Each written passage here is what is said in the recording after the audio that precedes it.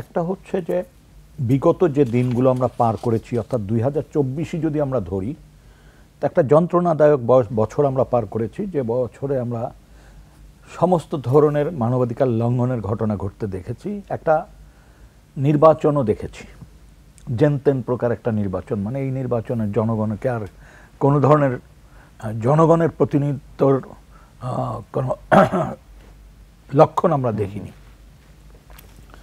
পরবর্তীতে আমরা দেখেছি তারপরও একটা হতাশাজনক অবস্থা, সেটা হচ্ছে কোনোভাবেই শেখ হাসিনাকে, আওয়ামী লীগ না, শেখ হাসিনাকে মনে হয় পরাজিত করা যাবে না। মানে তিনি এত ছল চাতুর, হত্যা, নির্যাতন, গুম, খুন, অপ্রতিরোধ হয়েছিলেন। এইটার মধ্যে তিনি অপরিরোধ হয়েছেন। শুধু তাই না, তিনি আবার এই কালচারটাকে ধারণ করার জন্য কিছু মানুষকে তৈরি করে ফেলেছিলেন। সেই মানুষ সেনাবাহিনীর ভিতর ছিল, সেই মানুষ পুলিশের ভিতর ছিল, সেই মানুষ বিভিন্ন গোয়েন্দা সংস্থাগুলির ভিতর ছিল, এবং সেই মানুষগুলো যে এখন নেই এইটা বলারও সুযোগ নেই। আজকে 25 সালের প্রথম দিনে বলছি যে এইটা বলারও সুযোগ নেই, কারণ আমরা এটা দেখিনি যে ওই মানুষদেরকে ঝেঁটিয়ে বিদায় দেওয়া গেছে। আমরা বিপ্লব বলছি, কিন্তু আসলে বিপ্লবের জন্য যে পরিবর্তন বলে সেই জায়গা কিন্তু আমরা পৌঁছাতে পারিনি। বিপ্লবের জন্য যে আদর্শ, যে আদর্শিক একটা সংগঠন, যে প্রস্তুতি, জনগণকে সচেতন করা, এর কোনো কাজটি ছিল না। আসলে ছাত্রদের একটি দাবির কে কেন্দ্র করে যে আন্দোলন, এবং সেইটার ফ্যাসিবাদী যে দমন পীড়ন, সেটার প্রেক্ষিতে মানুষ একটা জায়গায় যে এক দফায় চলে যায়, এবং সেই দফাটা হচ্ছে হাসিনাকে আর চাই না। এইখানে মানুষ সবাইকে অতিক্রম করে সাধারণ মানুষ আন্দোলনে চলে এসছে এবং বিজয় অর্জন হয়েছে। বিজয় অর্জনের পরে আমরা যে আকাঙ্ক্ষা, আমাদের তো আসলে এই বিজয়ের মধ্য দিয়ে যেমন হাসিনাকে পরাজিত করা, তেমনি আমাদের একটা আকাঙ্ক্ষা ছিল যে অন্ততপক্ষে হাসিনার রেজিমে যে ঘটনাগুলি ঘটেছে সেগুলি ঘটবে না, লুটপাট হবে না, মানুষ ন্যায্য বিচার পাবে, গুমের ভয় থাকবে না, মানুষকে ইচ্ছামতো পিটিয়ে মেরে ফেলা হবে না, মানুষের কণ্ঠরোধ করবে এমন কোনো অবস্থা থাকবে না।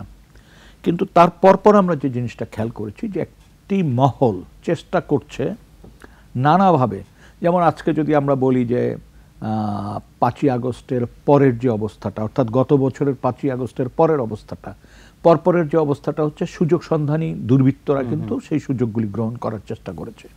যদি বলেন সাম্প্রদায়িক হামলা, হ্যাঁ, বিচ্ছিন্ন বিক্ষিপ্তভাবে কিছু ঘটনা তো ঘটেছে, আবার কিছু ঘটনা ঘটেছে অন্য সম্প্রদায়ের লোক রাজনৈতিক কারণে নির্যাতনের শিকার হয়েছেন, যেটিও কাম্য না। তারপর আমরা আহমেদিয়া সম্প্রদায়ের উপর 5 তারিখ রাত্রেই আঘাতটা দেখেছি পঞ্চগড়ে। এরপরে আমরা যেটা দেখলাম যে মানে 5 তারিখের পর সাবেক স্বৈরাচারের যারা ছিল, দোসর যারা আটক হয়েছেন, তাদের অনেককে কারাগারে মৃত্যুবরণ, অস্বাভাবিক মৃত্যুবরণের ঘটনা আমরা প্রত্যক্ষ করেছি। একটি কারাগারেই 4 জন নেতার মৃত্যু দেখেছি, মানে সংগঠকের। তারপর আমরা দেখলাম আদালত সবচেয়ে নিরাপদ জায়গা, একজন বন্দির জন্য বলেন, একজন নাগরিকের জন্য বলেন, আদালত হচ্ছে নিরাপদ। সেখানে আমরা দেখলাম কিল, ঘুষি, থুতু মারা, চড়থাপড় দেওয়া, লাথি মারা, এই ঘটনাগুলি দেখলাম, যেটা কোনোভাবেই কাম্য ছিল না। কারণ আমরা তো একটা ফ্যাসিজমের থেকে বেরিয়ে এসে একটা গণতন্ত্রের দিকে মানে যাত্রা শুরু করেছি। এই জিনিসগুলি দেখলাম।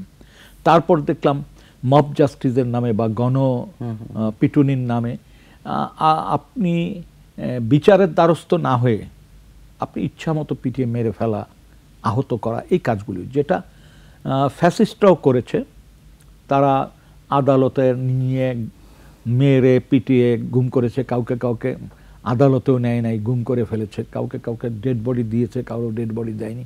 এই যে বিভৎসতা 16 বছরের, সেই ধারাবাহিকতার কিন্তু আমরা চাচ্ছিলাম অবসান হোক, কিন্তু তার কিছু জিনিস কিন্তু এখনো দৃশ্যমান, একটু ভিন্ন মাত্রায় এগুলি চলছে, কিন্তু একটু ভিন্ন মাত্রায়।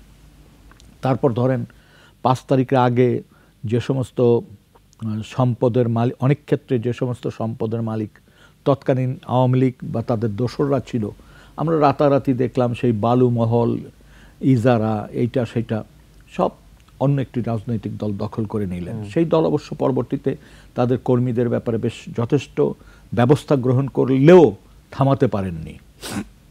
একমাত্র ওয়ালটন এসি দিচ্ছে 1 বছরের রিপ্লেসমেন্ট গ্যারান্টি। সর্বোচ্চ পর্যায় থেকে আন্তরিক চেষ্টা হয়েছে বলে দৃশ্যমান আমাদের কাছে, কিন্তু থামাতে পারেননি। সমস্যাটা হয়ে গেছে কি, আমরা মানে এইখানে যে রাজনৈতিক দলগুলো এখন মুখ্য ভূমিকা নিচ্ছেন, ওইখানে আদর্শিক চর্চার বড় অভাব, এবং আদর্শ চর্চার অভাবের কারণে যখন আওয়ামী লীগের দুঃশাসনের অবসান হয়েছে, তারা মনে করেছে এখন আমরা হচ্ছি এই দুঃশাসন চালাবার মালিক, জনগণকে আর কোনোভাবে রাষ্ট্রের মালিকানা দিতে কেউ রাজি না।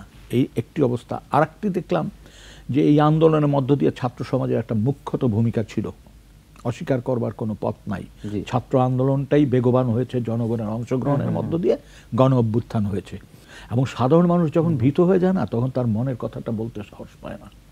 তো স্বৈরাচারের আমলে নানান আইন কানুন দিয়ে এই অবস্থাটা তৈরি করেছে, আর এখন এই আস্ফালন অতিমাত্রার কথাবার্তা মানুষকে একটা শঙ্কার মধ্যে ফেলে দিচ্ছে, একটা সন্দেহের মধ্যে ফেলে দিচ্ছে, এবং যেটির যে ব্যাপারে দৃশ্যমান যে কতকগুলি পদক্ষেপ রাষ্ট্রের তরফ থেকে যারা সরকার পরিচালনা করেন, তাদের যে দৃশ্যমান কিছু পদক্ষেপ দরকার, যে পদক্ষেপগুলোর কারণে এই ধরনের আস্ফালন বা এই ধরনের নৈরাজ্যকর অবস্থা তৈরির প্রচেষ্টা ধ্বংস হবে বা প্রচেষ্টা কেউ নিতে সাহস পাবে না, সেটি লক্ষ্য করা যাচ্ছে না। বরং কোনো কোনো ক্ষেত্রে মনে হচ্ছে যে এইটি যেন আমাদের আজকে রাজনীতিটার জন্য কারো পরীক্ষাগারে তৈরি হয়েছে, অর্থাৎ নানান রকম এক্সপেরিমেন্ট এই টাইমটায় করার চেষ্টা করছে, যেটা খুবই দুঃখজনক। এবং এই ধরনের যারা একটা বিপজ্জনক অবস্থায় নিয়ে যেতে চাচ্ছেন জাতিকে, আমি আশা করব যে 2025-এর শুরুতে দাঁড়িয়ে যে তাদের শুভবুদ্ধির উদয় হবে, এবং প্রতিটি ক্ষেত্রে আমাদের মনে রাখতে হবে যে দিন শেষের দেশটা কিন্তু আমাদের সবার, কোনো একক বা কোনো গোষ্ঠীর না। আর এই দেশের সাধারণ মানুষ কিভাবে ভালো থাকবে সেইটার চিন্তা কিন্তু সবচেয়ে বেশি করবে রাজনৈতিক দল, এবং রাজনৈতিক দলকে সেই মর্যাদাপূর্ণ জায়গায় আমরা যেমন দেখতে চাই, এবং রাষ্ট্র যারা পরিচালনা করছেন তাদের উদ্যোগে মাঝে মাঝে মনে হয় যে রাজনৈতিক দলকে পাশ কাটিয়ে অনেক ক্ষেত্রে কাজ করবার একটা প্রবণতা, সেইটা শত্রু ভাবার কোনো দরকার নাই। দিন শেষে রাজনৈতিক দলই পারবে জনগণকে এগিয়ে নেওয়ার জন্য ভ্যানগার্ডের ভূমিকা নিতে, এবং জনগণকে তারাই এগিয়ে নেবে, দেশ তারাই পরিচালনা করবে। এবং এই অন্তর্বর্তীকালীন যে সময়টার এই ব্যবস্থাপনাটা হবে একেবারেই সংক্ষিপ্ত সময়ের জন্য, এবং একটা সুষ্ঠু নির্বাচনের মধ্য দিয়ে যারা ভাই জয়লাভ করে